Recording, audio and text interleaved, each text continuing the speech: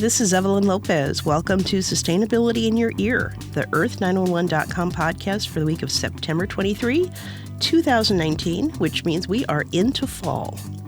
So today we're going to talk about what's good for you and what's good for your home. We will be looking at the environmental impact of CBD, which you've probably seen in everything. Some ideas for vertical gardening and some DIY projects for using reclaimed wood from wooden pallets. And we're also going to talk about how to compare solar energy bids to get the very best installer. Now, it's sort of a rainy morning in Tacoma, Washington, but still very lovely at the Verdant Moon Yard studio. I have with me Mitch Ratcliffe, our Earth911 publisher. Mitch, where are you today, and how are you today? Not quite as verdant as Not as verdant? Moon Yard studios. But it's a nice rainy green day in the Northwest. Very nice. And our Earth911 writer, Sarah Lozanova. Sarah, where are you, and how are you today? I'm doing well, thanks, Evelyn. I am in sunny Mid-Coast, Maine, and it's nice and warm here, actually. Oh, that sounds very nice. Well, there you go. It's a good thing to be in the fall. Are the colors starting? They're just starting. Yeah. Excellent. I'm getting my camera ready for the colors. That's what I really like to take photographs in the fall. Yeah, so beautiful. So beautiful.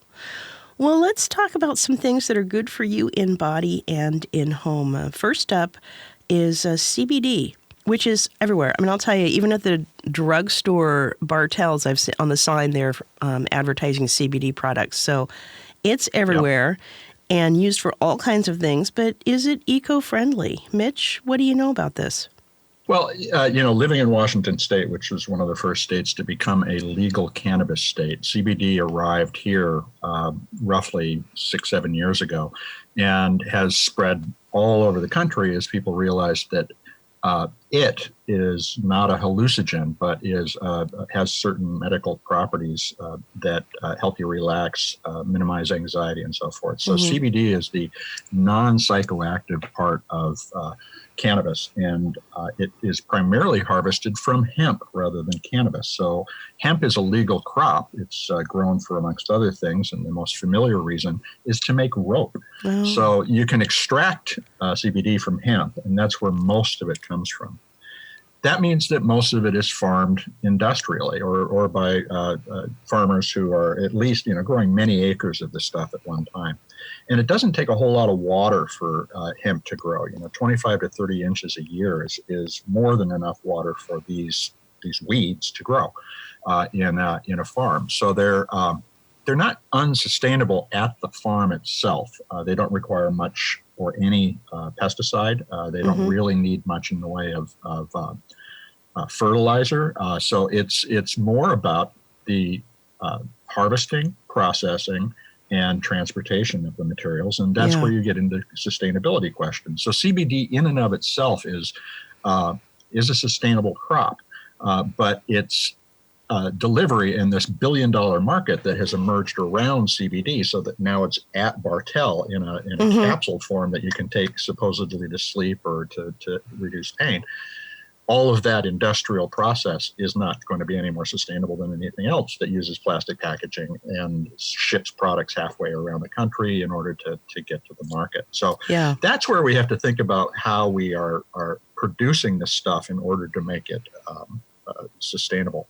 And, if you're looking for particularly eco-friendly products in the market for CBD, we do have a list in our Is CBD Eco-Friendly article. That includes hemp-infused coffees, pain-relieving products, skin care, supplements supplements that you can buy that include the planting of a tree to offset the other ecological costs of the product. So there's a lot of ways you can make additional investments with your money to get a clean product that is really good for the planet as well as good for you. And that's what you need to understand about CBD. We have a question, and we'll talk about this later in Earthling Questions, about how to determine how pure the stuff is. But in terms of the packaging and the growth, it's a it's a potentially very sustainable business that needs to learn a few lessons. Yeah, I think one of the things that's very interesting about the article that we have on the website is that we've gone through and really looked at a few products and given a sort of a review of their eco-friendliness. And I really appreciate that, because otherwise you get sort of overwhelmed by choice. But the other thing that I really appreciate about the CBD industry, the emerging industry, is that at least at this point, it has been a great place for very small businesses to get into the market early and to sort of develop some market share. Now, that may change, because I know some of the big pharma is looking at CBD too. Yeah, it's a craft industry to begin with, for sure, but many are. And we'll have to be very diligent about the industrially produced CBD products as they become more popular. And looking at Washington State, there were a lot more small businesses early on, and there are already dominant players. The farms don't make a great deal of money anymore because there's an oversupply. It's the processors and the people who do the distribution who make the money now. So in a lot of ways, we're already seeing the traditional devaluation of the actual labor of growing the material. It's the processing that's getting the premium. Well, I think the other positive for me is that we read articles every now and again about different uses of hemp, as a building material, as a fiber for fabrics, as something that can be used maybe as a paper substitute. And yet that hasn't really taken off. But I would think, anything that, starts getting sort of more hemp product, then there may be creative uses for the off product, when the CBD is extracted from it, what is left over and how can it be used? Well, and the hemp fiber is not destroyed by the extraction of the CBD. So one of the things I had noticed as we were doing research on back to school stuff that's sustainable is that hemp backpacks are very popular these days. Unfortunately, they all have a cannabis leaf on it. Well, that's probably why they're popular. It's really interesting how much the whole hemp marijuana industry has changed in the last few years. And you raise a really good point about how there are companies that are really trying to make themselves more sustainable. And so in a growth industry, it's great to, as more eco-conscious consumers, to really have our voice heard and to vote with our dollars too. Yeah, and resisting just migrating to the fastest, cheapest, most cheaply made product just because it's available, and standing up for the small business that does take the time to offset would be a great way for us as consumers to make sure that this industry, as it grows, and the cannabis industry across the United States is growing like from 7 billion to 26 billion. It's a big, giant industry, and often run by former criminals. And that doesn't make those people bad people. They were growing it in a very odd situation before, but it's not an environment used to accountability, and that's what we have to work on. But I encourage everybody to take a look who's interested in CBD, and Elizabeth Weiss's story on the site. Is CBD eco-friendly? She really did a great job of covering all the bases. Yeah.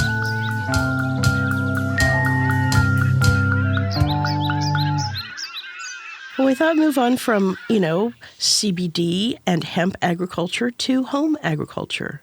So we have a couple of interesting articles about home gardening. First about vertical gardening, and then second about, making your own wooden pallet decor and activities. So let's talk about vertical gardening. I thought this article was interesting, and my favorite part is simply the picture in it. There's a picture. Yeah, me too. Yeah, there's a beautiful picture halfway down of a wall with boxes of framed sort of succulent paintings. And these succulents are growing on the wall, and they're absolutely stunning. And I don't really have a good place where I could give this a try, because inside the house I've got, plant-eating cats, and outside I think it's might be a little cold in our area, but it's so pretty. Yeah, it's framed succulents on your wall. It's a stunning image, and because they have several different ones on the same wall, it's a three-dimensional form of art that I love. Yeah. And I want to try it. I don't know whether our new puppy would be able to get up and eat it, but it would if it could, I'm sure. But in addition to plants on the walls, there are 9 different suggestions. Aquaponics, the succulent wall that we're talking about, a macrame plant hanger. There's just so many ways to integrate living agriculture into your home, whether you're going to pluck a little bit of this to season a meal or whether it's going to be purely decorative. These are good for your household. They're good for the quality of the air. It's a lot of fun. I think it's a great idea. And there's the first thing that's mentioned in the article is a prefab Flora felt wall hanging planters. So this is something that would be a really easy way to just get into it. And I am actually considering, I have to look at in my kitchen whether I have a space that would, be away from the cats. And I think I do. But I would love to have just a little herb garden in my kitchen. I think that would be so fantastic. I've got herbs out in the front yard and I've got them out in the backyard, but then you sort of have to make a little bit of an effort, especially if it's raining, to go out and collect herbs when you're cooking. Well, if you want to think the other direction entirely and really go big, check out the vertical forest link, which opens a story that has a picture of the Bosco Verticale, which is vertical forest in Italian. I didn't know Bosco was forest, but there you go. And it is 2 towers in Milan, Italy, that are alive with trees. They're striking. And just thinking about the integration of nature into our lives like that, we laugh about the Amazon headquarters here in Tacoma or in Seattle that has the biodome, where they have 4 stories of tropical plants and trees growing, and people can meet in there. But that's really thinking ahead about how both indoors and outdoors we need to reintegrate the forests and the nature that we used to live among, but moved out of and into cities. This is in small ways in our own homes, and in big ways we should be thinking about it. Yeah, I definitely think it would make a beautiful, if you live in a high rise, I think it would, change the atmosphere, literally the atmosphere, but it would really make you feel like you were in a different environment entirely if you had that kind of greenery all around you. Yeah, and so it's encouraging to see people thinking about this in the design of their homes. It's the future potentially of at least small portions of our sustainable eating and an improved eating too that we could build. It also connects people to nature in a really nice way, because in cities it's so easy to get detached from nature, and so many people are moving to cities. Like globally, the urban populations are increasing dramatically. So I think a lot of times when there's such a big shift, the culture kind of swings one way and then kind of comes back. So having more of these features in our homes, it's a way to kind of come back to center a little bit. Yeah, well, it's like we were talking about spending in support of these things and of sustainability goals. Acting in your own home to decorate sustainably and to do something like this that reconnects us to nature is it's closing the circle within ourselves. I really like your idea, Evelyn, of using herbs, because a lot of times I'm in the kitchen and I'll think, a few basil leaves would taste great. And even if I have basil growing in my garden, sometimes my garden's not right next to my home, and sometimes I don't walk a few hundred feet for a few basil leaves. Right. You're just probably not going to. Right. I'm sure you would. No, I agree. And I have the same thing. I've got rosemary out back, and I've got some lavender and oregano in front, and mostly they just live there. They don't get into the pot very often. Yeah, or I'll make a big batch of something, like a big batch of pesto, but it doesn't creep its way into daily recipes as much. Absolutely. It's a 30-foot walk. That's the problem. It's like you need a car. Yeah. Shopping in LA. That's right. The garden has a way of sucking me into when I go out there to harvest something, then I'll think, I'll just pull a few. This plant's thirsty, and I'll check out what insects are eating. Yeah. You get halfway across the yard, you've got 12 new jobs. Right. Next thing I know, the lawnmower's out. Oh, that would be difficult if you had dinner on the stove. Well, we also have an article that was kind of interesting about, do-it-yourself wooden pallet home decor. And this has a few really interesting ideas. I keep thinking about using wooden pallets. I keep thinking I need to make like a elevated dog bed area out in our patio for when we're away, but it's raining and the dogs need because, the dogs need an area to relax out of the rain, I think. Mm-hmm. And I think it would be better if it was elevated up off of the cement. So wooden pallets might be an option. Well, I have 3 pallets in my garage. So this article was intriguing to me because I've been looking at them thinking, well, I don't want to throw those away. Right. And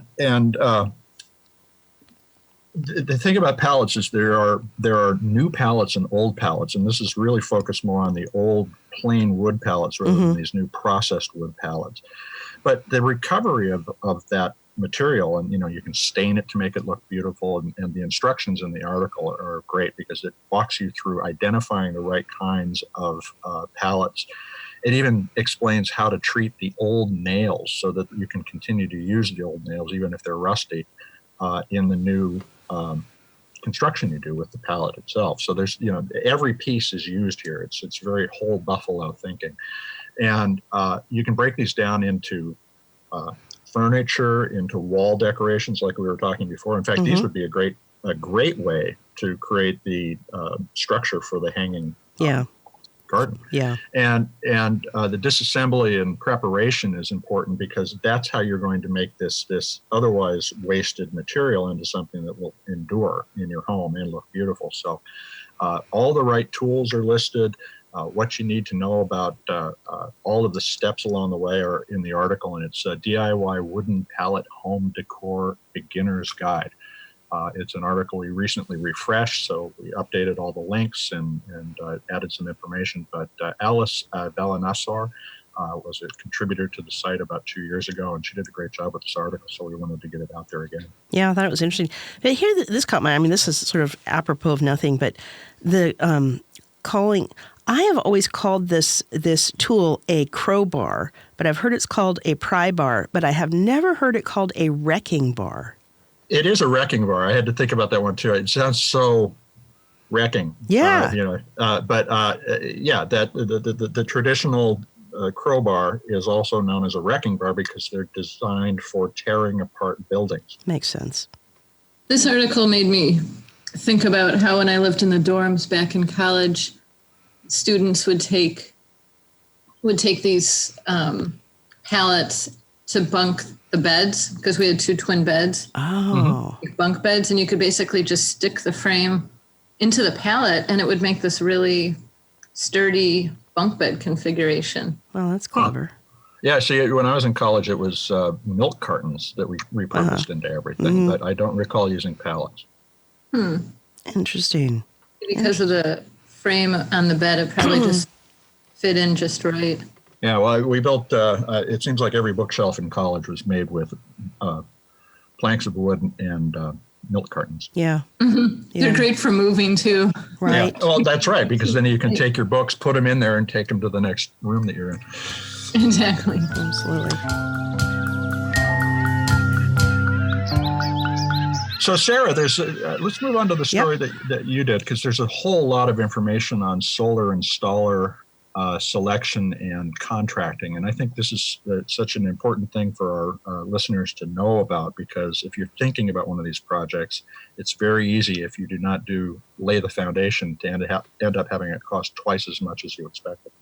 Yeah, and there are a lot of great solar installers out there, and then there's some really mediocre ones too. You know, I've heard of installers that don't follow electrical codes, and then people can get in trouble down the line, or it can cause equipment failure if the wire is undersized or things like that. So it's definitely worth doing the research and finding the right installer on the front end. So where would you start? If one great way is to look at online reviews and other people, you know, like it's fairly easy to know who has solar panels on their home because they're visible from the outside. So if you have any friends or neighbors or coworkers or family members, word of mouth is a great way. There's a solar review site that has a lot of reviews about different solar contractors. Energy Sage, I believe, also is a great resource for. Yeah, we've worked with Energy Sage to get people connected to solar installers, and they've been very pleased with the outcome. So. I think that's a good source. Yeah, and one thing that I like about Energy Sage is they will help you get like 2 or 3 different quotes. Mm-hmm.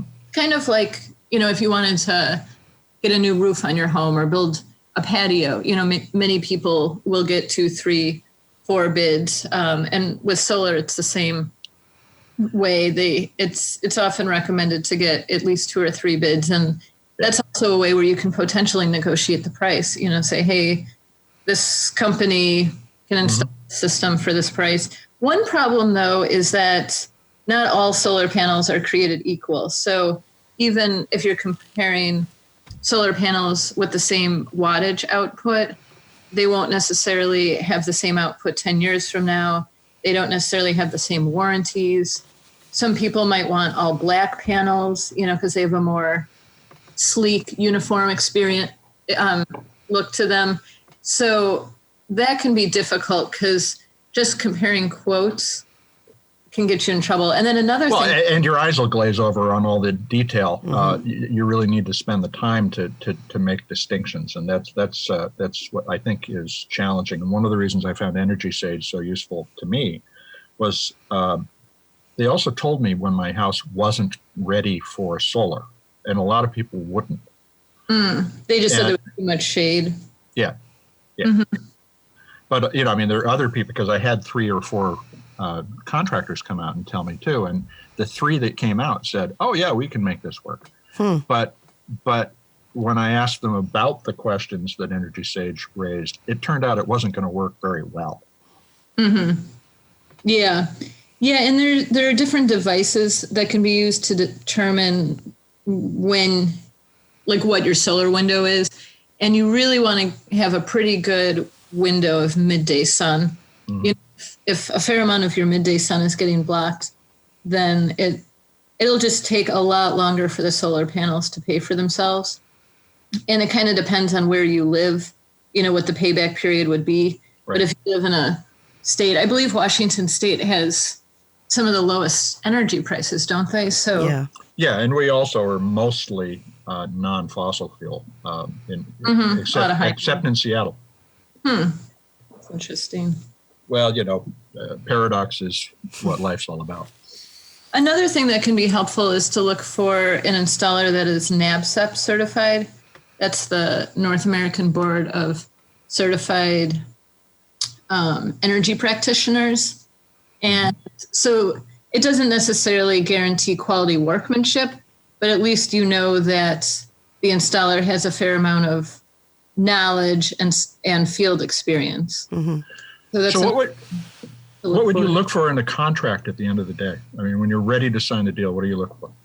Well, you definitely want whatever they told you to be in the contract. Like I've heard of solar installers verbally tell people, hey, if you need to change your roof in a few years, we can take down and put back the panels for free. But then that's not in the contract.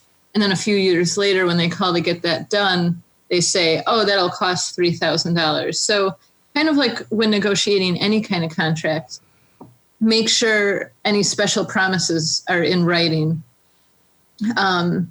Also, a warranty is really important, because the equipment is going to have warranties. Mm-hmm. If you have to pay the installers to swap out a solar panel, that can actually really add up, or if they need to replace the inverter. So you also want to have a warranty on labor. It's great if the company has been around for a while too, because if they're a really young company, it's hard to know if they're going to end up honoring their warranty.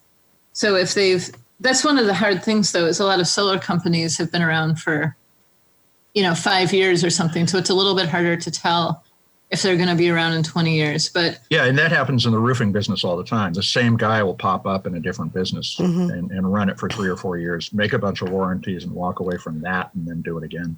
Mm-hmm. Yeah. I also, your point about making sure if there's a deadline at the end of the year before tax credits for that investment are lowered, that they're going to finish the project by then, and having that in writing is really important, because if they miss that, you can hold them to them accountable for the loss. Yeah, unless the laws change as they're currently written, or the policy is currently written, after December 31st of each year, the federal tax credit is going to taper down. So like you said, if your system was supposed to be installed, say, in December of this year, and instead it's installed January of next year, then your tax credit, I believe, goes from 30% to 26%, which, adds up. If it's a $20,000 system, 4% of that, is a chunk of change. So it's just something to consider, to make sure that or possibly to have in there that there would be a penalty if they don't get it done in time. That could be another thing to consider. I think those are really good points. And I have to say, Sarah, you've provided a couple of different articles on, home solar systems on the website, and they are always so helpful with, really useful information. Oh, good. That's what I aim to do. Thank you. Absolutely. And we've got another one coming from Sarah this week that has information about how to monitor your system once it's in place. So check that one out, too. Excellent. I'll look forward to that one. Well, Mitch, I think you had mentioned before we started out that you've done a few interviews lately. Did you want to talk about those? Yeah, we've got several interviews up, brand new ones, and a couple of them, all of them were interesting and exciting in their own ways. But we recently spoke with Mark Marinozzi, who is the VP of marketing for a company in California called World Centric, and they're a really interesting public benefit corporation that helps finance different kinds of projects around the world, and they are leading a campaign against polystyrene, also known as styrofoam. That's the trademark. And Mark explained the various challenges of disposing of this material, the fact that it's not profitable to recycle, the fact that it leaches styrenes, which mimic estrogen in the body. There's a lot of great information there. So check out the interview with Mark Marinozzi. We also spoke last Friday. We published the show with Dr. Graciela Chichelnitsky, who has an astonishing background. She's a PhD in economics and mathematics, and she co-authored the Kyoto Protocol, the first global climate change protocol. Has worked on, as the lead U.S. author, the IPCC, the UN Intergovernmental Project on Climate Change. She is the lead U.S. author on their reports. And she started a company in the carbon capture space called Global Thermometer. And what's really interesting about this, we've talked about carbon capture on a number of different shows and in articles on the site. This is the bonding of CO2 in the atmosphere to some kind of material that you can then take it off of and use the CO2 to make anything that requires carbon. So you can make fuels, you can make plastic, biodegradable plastic, you can make carbon fiber. Essentially, all the material for the next economy is in the atmosphere around us, and all we need to do is mine it. These are low-cost, low-energy units that could be attached to any industrial facility to capture all the carbon dioxide and essentially make it approach carbon neutral. And if these are then applied in other places where they are simply capturing carbon dioxide from the air, we can reduce the carbon dioxide in the air and start to move back towards the level we were at in 1800 before the industrial era. So it's just a fascinating conversation, and we were so pleased to have her on. And later this week, you'd be able to hear Joe Pickard, who is the chief economist at ISRI, the Institute for Scrap Recycling Industries, talking about where the recycling industry is today. Surprisingly, it grew, despite all the things that we heard, by 3.5% last year. Wow. And added 5% new employees. So we talked about the bans, and we talked about import and export. What's happening is more investment here in the United States to deal with the materials that we throw away today. And the level now is 30% is being exported as compared to about 50% before. So that's progress. So I check it out on Friday. It'll be out. That's good. Those all three of those sound really interesting. Excellent. Well, we're trying. That's all we can do, right?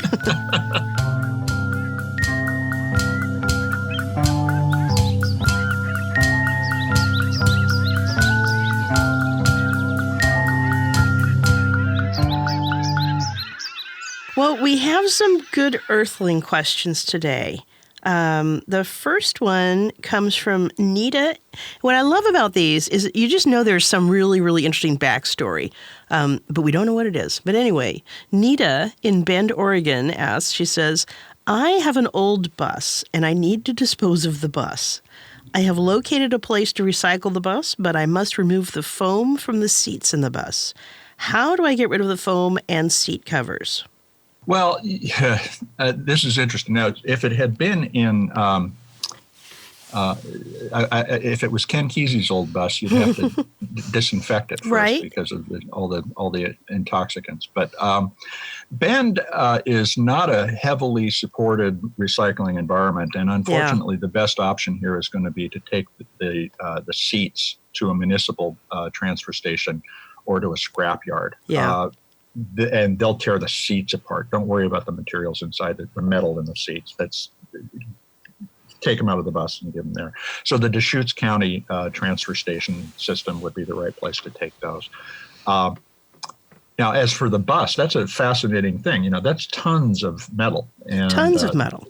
Not only is it worth something, you may not have to pay to have that bus recycled. You could literally sell the bus for recycling purposes. Yeah, and the interesting thing is, unlike a car where all of your interior surfaces are usually covered in vinyl and padding and everything, buses don't really have, if it's a school bus, they don't really have that. They're sort of just a metal case and that's it.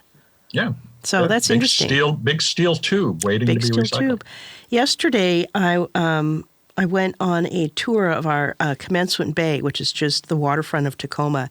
And one of the places we went by is a place that does scrap metal, huge scrap metal yard. And they tear down and sort of digest cars. And they run them through these grinders that separates out the materials.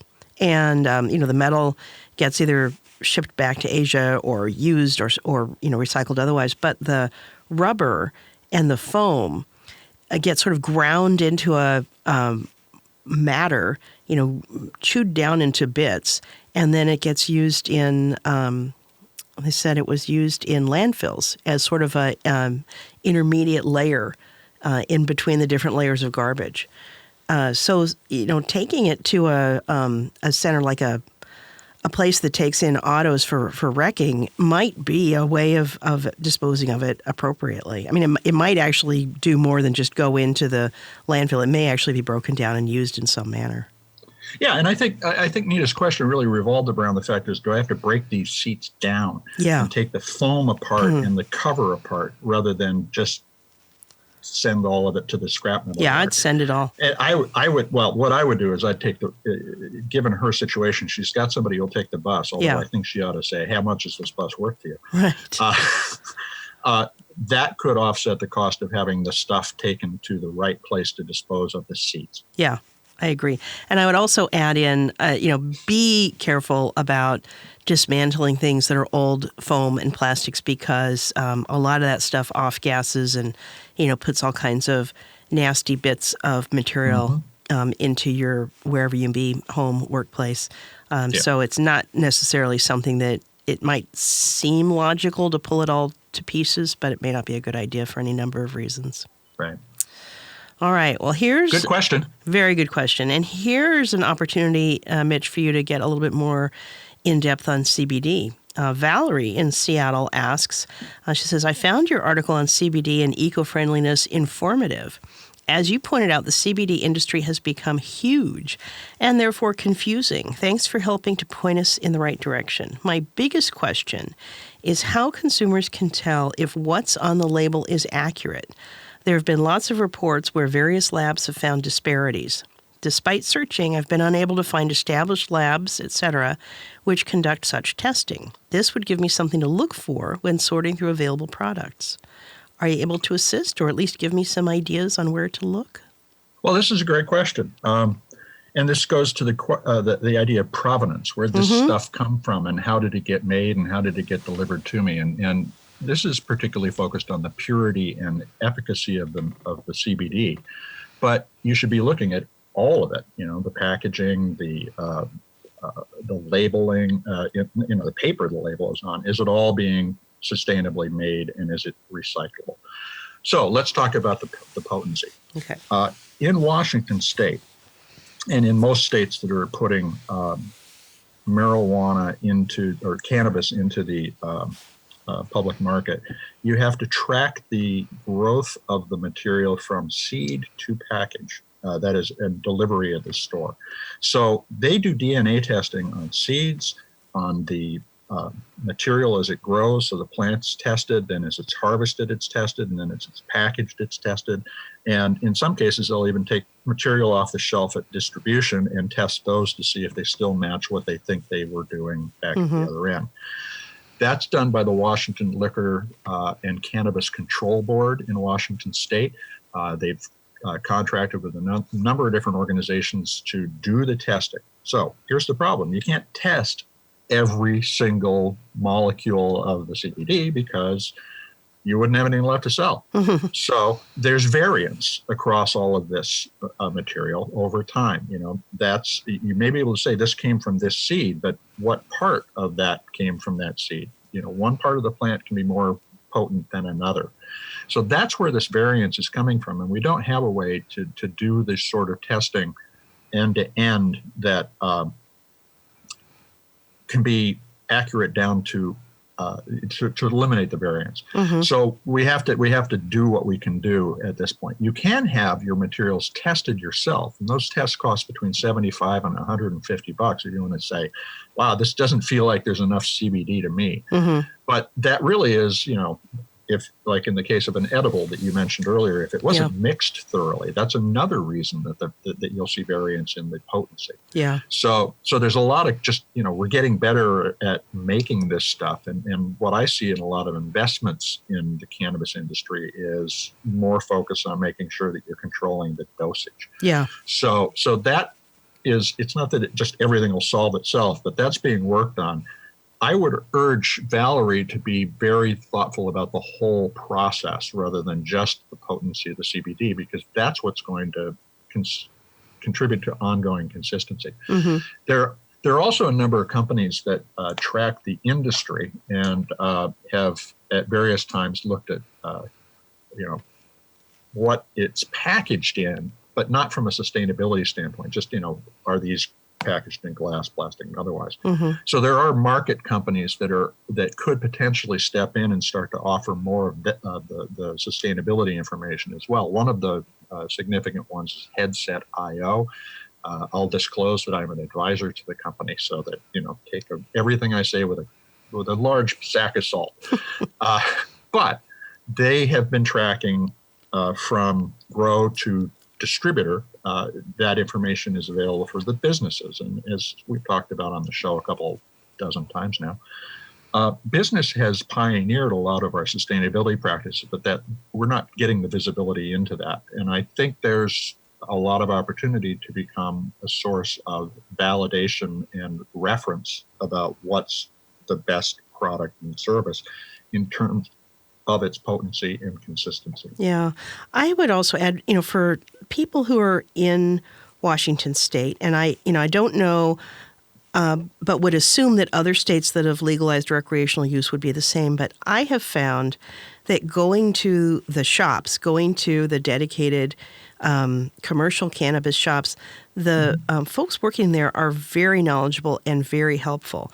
So I've found that they will take the time to talk with you about what your issue might be, what you're looking for, what type of product would best suit your lifestyle.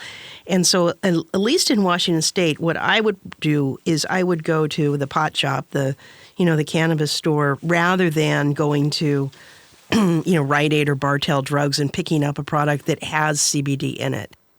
Yeah, a lot of those stores will even have somebody who will consult with you, like a dedicated, come in and learn about this before you buy anything. Yeah, I have to say, I've been really impressed by the folks working in these shops. They are they're enthusiastic, but they're really very thoughtful, and they are incredibly helpful.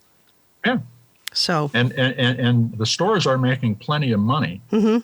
They can certainly invest in educating you better. Ask them to. Yeah, right? Definitely. That's all we're consumers. Definitely. Don't part with your money unless you feel like you're ready to part with it. Yeah. Absolutely.